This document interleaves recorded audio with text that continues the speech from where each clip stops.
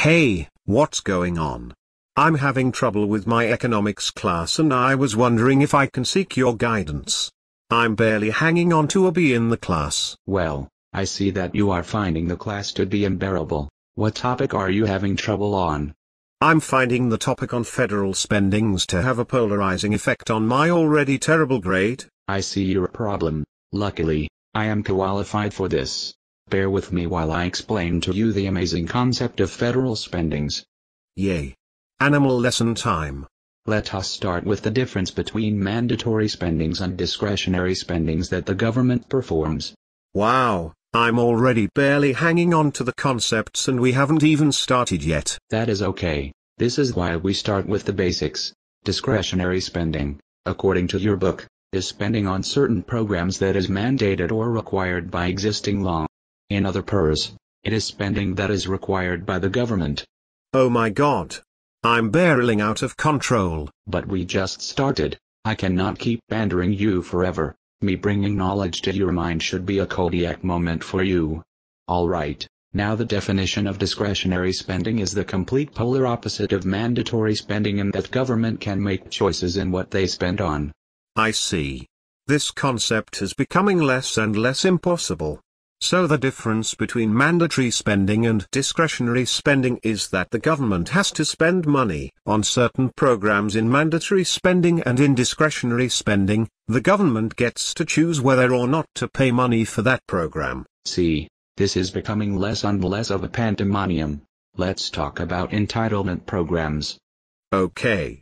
I'll make sure to concentrate on your lecture. Well, let us start with what an entitlement is.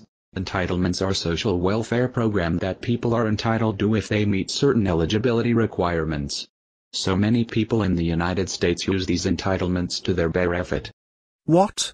This is very new to me. What kind of programs are there? Well, you see, there is Social Security, Medicaid, Medicare, and things like food stamps. Oh, I know what all those are. Let me explain for other people. You see, Social Security is for retired or disabled people who cannot bear to work anymore to receive monthly benefits. I knew that. Medicaid is for low-income families, people with disabilities and elderly people in nursing homes. This funds medical and health-related services for America's poorest people. Poor some.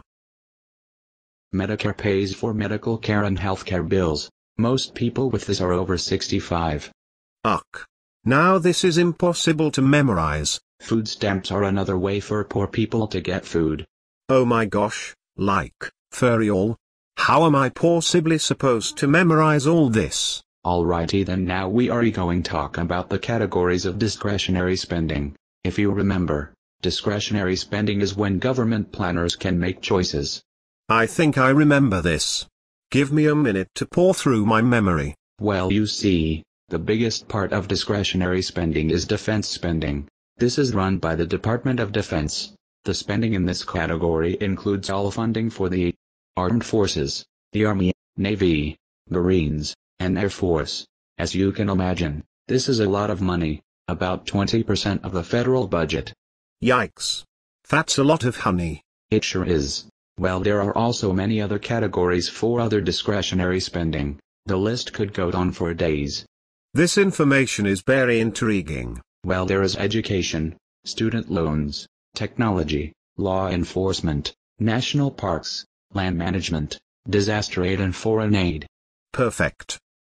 It is now time to tell you about the impact of federal aid to state and local governments. You see, state and local governments sometimes rely on federal aid in order to function properly. I can barely see.